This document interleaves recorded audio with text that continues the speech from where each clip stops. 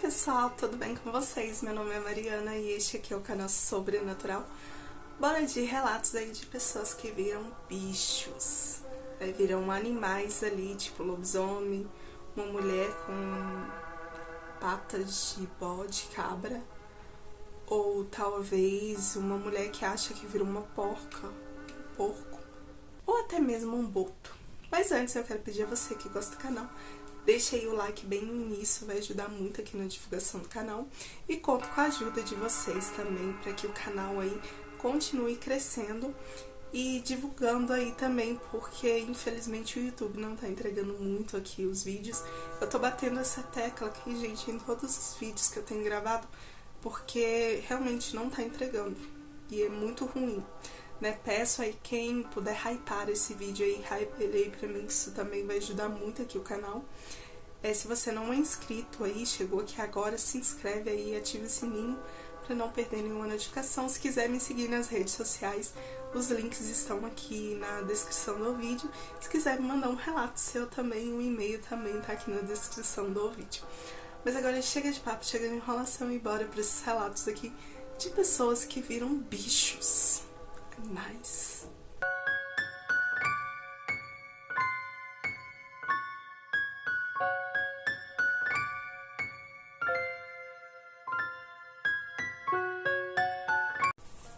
E o primeiro relato é este aqui.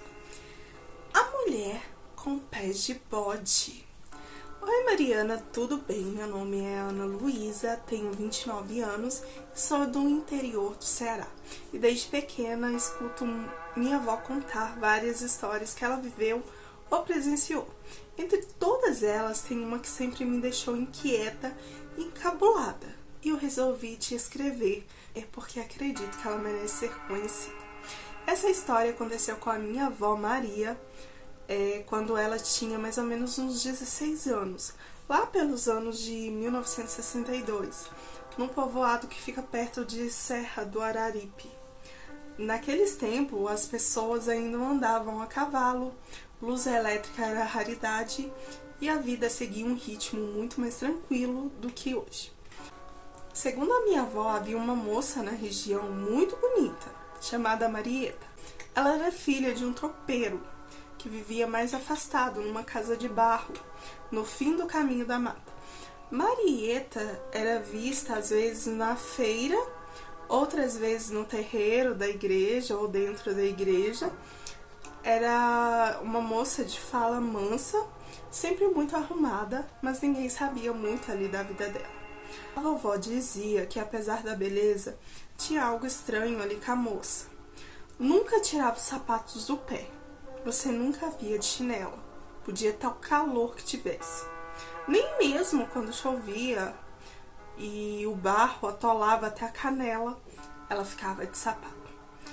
Um dia, depois da missa, minha avó foi chamada pela comadre Joana, que era uma parteira da região, para ajudar numa visita a uma senhora que estava muito doente. No meio do caminho, passando perto da casa de Marieta, elas ouviram um choro muito abafado e som de passos, como cascos batendo na madeira. Mas era assim um som alto e o choro as incomodou. E elas também, muito curiosas, resolveram espiar pela janela que estava um pouco entreaberta. Foi aí que viram. Marieta estava em pé, no meio da sala, penteando os cabelos, em frente a um espelho que estava rachado. Ela usava uma camisola clara e não estava de sapato. Só que no lugar dos pés haviam cascos de bodes escuro, fortes como os de um animal adulto. A vovó contou que o coração dela quase parou na hora. A comadre Joana, a mulher rezadeira, pôs a mão na boca para não gritar e puxou a vovó pelo braço dizendo: "Isso aí não é de Deus não, vambora." Famoso vambora, né, gente? Não é embora, né? No interior as pessoas falam muito isso, né? Vambora. Elas foram embora sem fazer barulho, nunca contaram pra ninguém, por medo de serem taxadas de loucas. Pouco tempo depois, Marieta desapareceu sem deixar nenhum rastro. Diziam que o pai dela também vendeu tudo e foi embora às pressas. Outros juravam que havia visto ela entrar sozinha no mato e nunca mais voltou. Até hoje a minha avó fala que aquilo não era uma mulher comum, que há criaturas que andam entre a gente disfarçados, vivendo vidas quase normais, e que às vezes, sem querer, a gente vê o que não devia. Obrigada, Mariana, por me dar esse espaço para a gente dividir as nossas histórias. O povo do sertão já viu muita coisa, coisa que o povo da cidade nem imagina. Eu que te agradeço por contar esse relato aqui no canal. E eu achei muito interessante aí, né? Eu já vi algum relato, acho que o moço, ele tava vindo de algum lugar e encontrou com uma mulher, né? E eu acho que a mulher tava de vestido, não sei. E quando ele olhou pro pé dela, era ali um pé de bode. Pé de... Não era, eu não lembro se era exatamente de bode ou se era de, tipo, cavalo ou era cascos. Né? Ela, ao invés de pés, tinham cascos. E no caso aí, né, esse era o motivo que ela usava ali sempre o sapato, né, para não mostrar ali que o seu pé era casco. E o pai dela deve que sabia, né? E será que o pai dela não teve nada a ver com o sumiço dela? Será que ela realmente entrou na mata? Por que ele arrumou as coisas e sumiu assim de uma hora para outra? É bem estranho isso aí, né? Mas vamos aqui pro próximo relato, que é este aqui. O corpo de porco. Olá, Mariana, eu me chamo Renata, sou do interior de São Paulo e cresci numa cidadezinha daquela que você atravessa em 15 minutos de carro. Tudo aqui é muito pacato. Pelo menos é o que parece. Mas tem coisas que a gente aprende a não comentar muito alto. E a história que eu vou te contar é uma dessas. Quem me contou isso foi a minha avó, que já se foi, mas até o fim da vida afirmava que era verdade. E o mais estranho é que ninguém da família dela jamais a desmentiu. Ao contrário, quando esse assunto surgia, todo mundo ficava quieto, olhando para o chão como se fosse um fardo que carregavam juntos. A história é sobre a tia Marta, irmã da vovó, uma mulher que na juventude era conhecida por ser muito trabalhadora, vivia ajudando os pais na lavoura e sempre muito devota. Não era de sair de casa, nem de falar mal de ninguém, mas por volta dos seus 19 ou 20 anos, ela começou a mudar. Ficou mais fechada, mais calada e tinha um ar de cansaço ali mesmo, descansando sempre. Diziam que tudo começou quando ela teve um encontro com uma velha que apareceu do nada. Uma mulher que ninguém conhecia direito, parecia andarilha. Dessas que passam de casa em casa, vendendo ervas, panos e só pedindo água e café. Segundo a vovó, essa velha chegou com uma conversa mansa. Disse que via luz na casa da tia Marta, que era a casa dos meus bisavós, no caso, e que queria lhe oferecer ajuda. Uma bênção para atrair mais fortuna e sorte. A Marta, mesmo desconfiada, acabou aceitando um pacotinho com um pó esverdeado dentro. E uma das coisas esquisitas que a velha mandou ela fazer era enterrá-lo num cantinho no quintal. E desde esse dia as coisas mudaram, não para melhor. A tia Marta acabou enterrando esse pacotinho. As galinhas começaram a botar ovos com gema preta. Sim, segundo a minha avó, as gemas eram todas pretas. A clara é normal, só a gema. Os porcos começaram a fugir do chiqueiro sem ninguém abrir o cercado, e de noite barulhos de passos e grunhidos eram ouvidos do lado de fora de casa. Mas o pior foi com a própria Marta. Ela passou a sentir muitas dores fortes no corpo, como se os ossos estivessem se esticando dentro da carne, e ela se trancava no quarto e ficava lá por dias. E uma vez a vovó ouviu ela chorando e gritando, com uma voz que não parecia ser dela, era grossa e quase um grunhido. Teve uma noite dessas em que Marta, não aguentando, saiu correndo e foi procurada ali, né, pelos seus irmãos e seu pai em cada canto ali, e só foi encontrada no dia seguinte, nua, caída no meio do mato, coberto de lama e com os olhos arregalados, como se viu ali o próprio diabo. Depois desse dia, ela nunca mais foi a mesma. Mal falava, não saía de casa e evitava os espelhos. E um dia, durante um surto, ela contou para a vovó que certa vez tinha olhado no espelho e viu o próprio corpo se transformando ali em porco, a pele enrugando e o nariz se achatando, e os olhos dela ficando grande e escuro. Ela disse que tentou gritar, mas que som nenhum saía, só saía roncos de porco, como se tivesse virado realmente um bicho por dentro e por fora. Disse também que naquela noite que ela correu ali pelo pasto, que ela saiu, ela correu o pasto, correu a cidade e que as pessoas se afastavam dela como se ela fosse um animal perdido. Ninguém a reconheceu e que quando o sol nasceu, o corpo dela voltou ao normal. Mas ela sabia que aquilo não podia acontecer de novo e que tinha aceitado uma maldição disfarçada ali de presente. A velha nunca mais apareceu. Diziam que ninguém conseguia lembrar direito ali do rosto dela também. Tentaram achar o saquinho, mas não conseguiram. Essa história, Mariana, minha avó jurava de pé junto que era verdade. Eu não cheguei a conhecer a tia Marta. Quando eu nasci, ela já era falecida. E eu mesma já ouvi uma mulher no mercado, anos depois, dizer que ela ali é a irmã da porca, se referindo ali à minha avó. Ou seja, que a minha avó era irmã da porca, eu acredito que se referindo à tia Marta. Como se fosse um segredo que todo mundo conhece, mas que ninguém tem muita coragem de falar. Vai saber o que tinha naquele saquinho e por que aquela mulher deu pra minha tia. Bom, eu não sei realmente se ela virava porco, mas essas coisas deles terem achado ela nua e depois contar pra minha avó que via seu corpo se transformando em porco era muito estranho. Todos ali também procuraram um saquinho, mas ninguém encontrou. Escavaram o terreno todo e ninguém o encontrou para talvez tentar desfazer ali essa maldição que foi lançada ali na minha tia. Mariana, esse foi o relato e muito obrigada. Eu que te agradeço pelo relato. Então ela tinha ali consciência, né, de quando virava ali porco, talvez. E ela se trancava no quarto, talvez para ninguém vê-la. E o dia que ela saiu, ela foi encontrada nua. E ela percorreu a cidade, né, e os terrenos.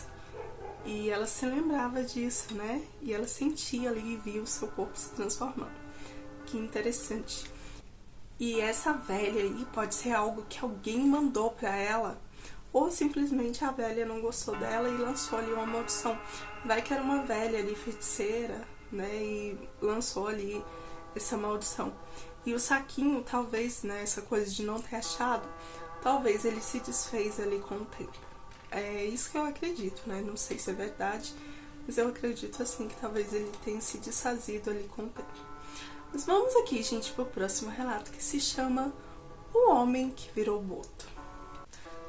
Oi, Mariana, meu nome é Luciana, sou de Belém, mas minha mãe nasceu no interior do Amazonas, num lugar chamado Carreiro da Várzea, bem no meio dos Iguarapés. Hoje vim te contar um relato que só ela teve coragem de me contar depois que eu já era adulta. E mesmo assim, ela estava com muito receio de me contar esse relato. Segundo ela, isso aconteceu por volta de 97, quando ela tinha uns 19 anos. Ela estava passando um fim de semana numa fazenda do tio dela, que ia ter um torneio ali de futebol com gente de várias comunidades ribeirinhas ali da região. A festa era grande, com forró, churrasco, muita bebida e muita gente ali acampada nos arredores. Na noite em questão, minha mãe estava ajudando minha tia ali no flutuante, vendendo refrigerantes, cervejas, comidas, tudo isso para os jogadores e convidados lá. Eram umas 2:30 da manhã, quase 3, a movimentação já tinha diminuído e o pessoal começou a ir embora e outros se ajeitar ali nas redes, que iam dormir ali. Ela e 2 primos ficaram sentados ali na varanda do flutuante, jogando conversa fora, olhando para a água escura do rio. Foi então que eles viram um homem descendo sozinho o barranco. Ele estava cambaleando muito. pensaram logo que ele estava bêbado e comentaram que aquilo ia acabar muito mal. O barranco era íngreme e terminava direto na beira do rio. Pensaram em chamá-lo ali, né, para ele poder sair daquele local e não cair. Mas antes que pudesse chamar ele, o homem simplesmente se jogou ali perto da água.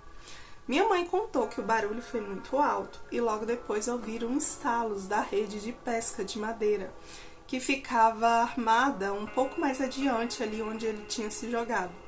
Eles viram o corpo do homem se debatendo como se tivesse ficado preso ali na malha da rede. O primo dela se levantou e disse que ia correr lá para ajudá-lo. Mas antes que ele saísse, a tia, que dormia na rede mais próxima, acordou com um barulho e saiu perguntando o que estava acontecendo. Contaram então para ela que tinha um homem preso na rede e que iam lá socorrer.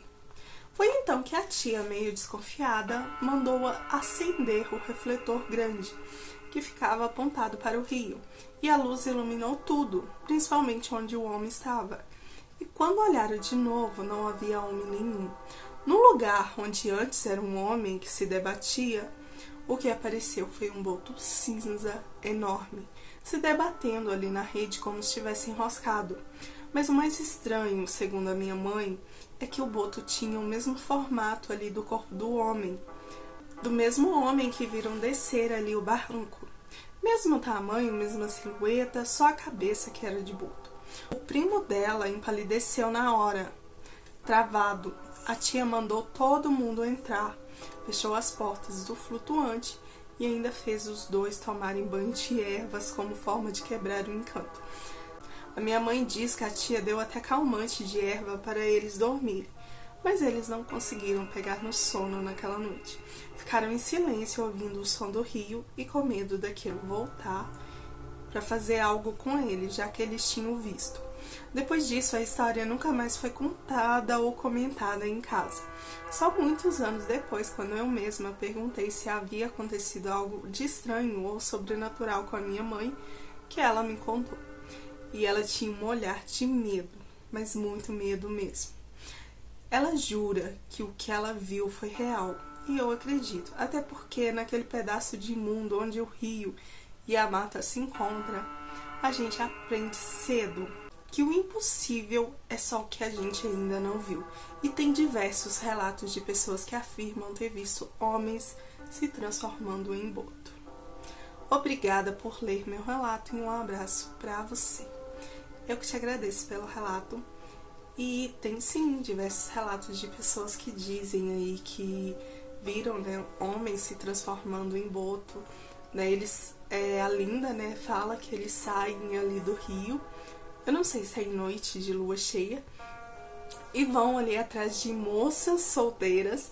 Não precisa ser exatamente solteiras, mas algumas que eles se encantam ali. Pode ser até casado. E tem relatos de pessoas que dizem, né, que aí esse homem, né, o boto, na realidade, sai da água, vira um homem ali muito charmoso e ele encanta ali essas moças, mulheres casadas, e tem ali relações com elas, né, para elas conceberem ali alguns filhos.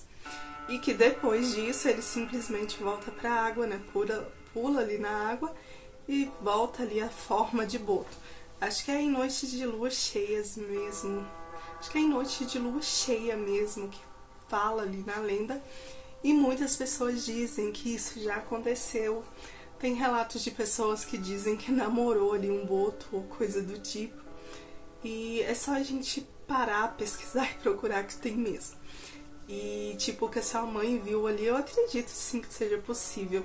Porque eu acredito muito nessa coisa aí de sobrenatural, nessas coisas assim.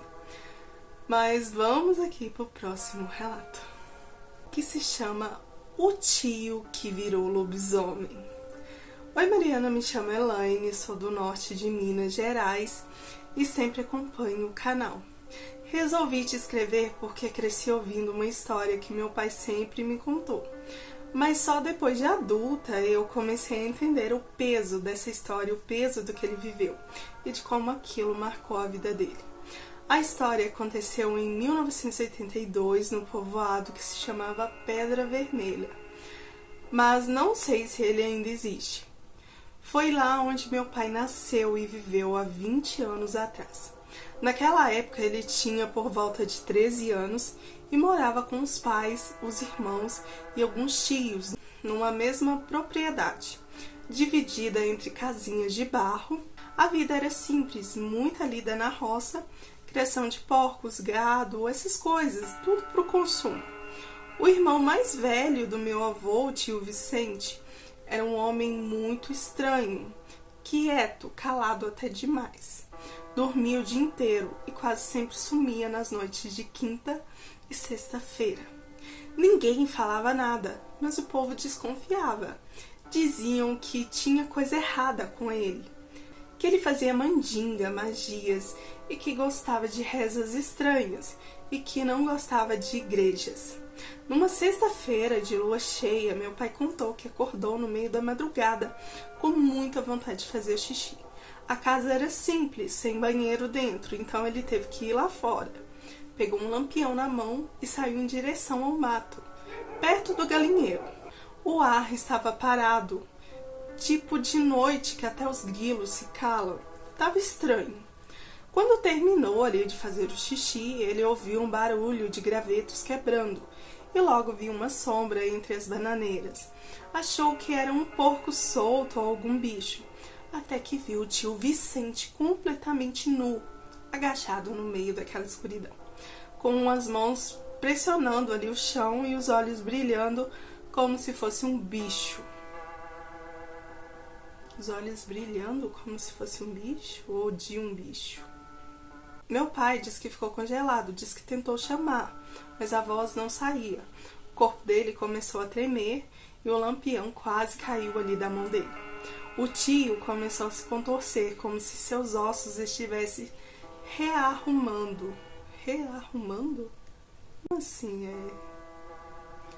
As pernas dele viraram um tipo de patas tortas e os braços cresceram. O rosto se projetou para frente, ganhando um focinho curto que parecia mais como o de porco. A pele foi se cobrindo de muitos pelos longos e escuros, e as orelhas subiram para o alto e logo caíram. Elas cresceram e caíram, tipo quebrando no meio, ficaram orelhas caídas.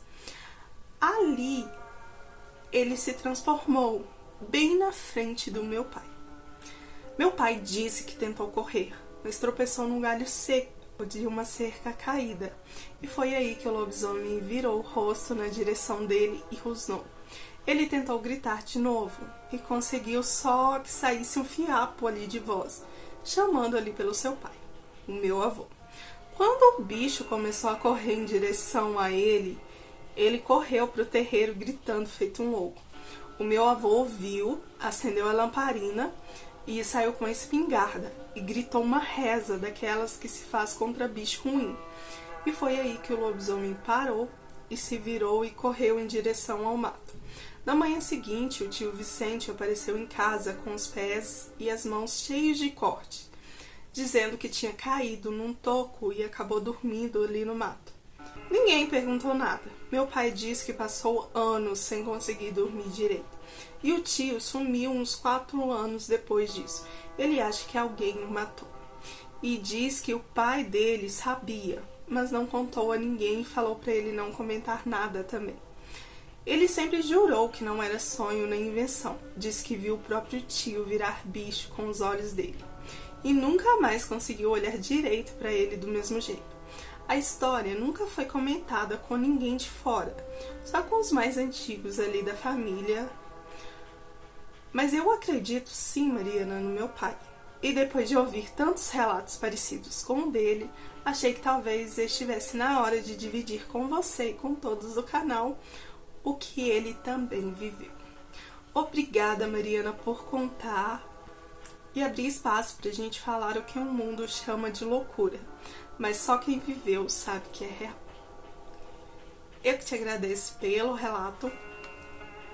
E eu já vi, né, histórias assim, ouvi, né, não vi, eu ouvi histórias assim, de pessoas que dizem ter visto os outros, né, se transformando ali em lobisomem, e diz que além, né, de parecer ser muito doloroso, Isso que é assustador. E o seu tio, né, ele sumiu ali, ninguém teve mais notícia dele. Pode ser sim, né, que alguém ali acabou matando ele, né, talvez ele atacou, como ele atacou ali seu pai, né, sendo da família. Porque muitas vezes, né, acho que eu li um relato, não, como é que é? Eu li que o lobisomem reconheceu a pessoa da família. Ah, não tô lembrando aqui direito, mas muitas das vezes, principalmente nas lendas que a gente conhece sobre o lobisomem, eles falam que ele não é reconhecido. Eles falam que ele perde totalmente ali a consciência e não reconhece ninguém. Então ele pode machucar ali qualquer um da família. Portanto, a gente tem ali vários relatos Portanto, a gente tem aqui no canal vários relatos de pessoas que dizem que o lobisomem tentou ali comer o próprio filho, tentou matar ali a própria esposa ou coisa do tipo, né? Então eu acredito sim no que o seu pai viveu. E muito obrigada aí pelo relato, que interessante. E gente, essa foi a coletânea aqui, né? Coletânea sobre pessoas que viram bichos, animais, viram seres grotescos que foram presenciados ali por outras pessoas. Espero que vocês tenham gostado. E se gostou, não esquece aí de deixar o like, isso ajuda muito o canal. Se esse vídeo também tiver a função aqui de hypar, hype ele aí pra mim, que isso também vai ajudar muito aqui o canal. Se quiser me seguir nas outras redes sociais, os links estão aqui abaixo na descrição do vídeo. E se quiser me enviar a sua história, o e-mail também tá aqui na descrição do vídeo. Muito obrigada aí a quem ficou aqui até o final e até o próximo vídeo. Fui!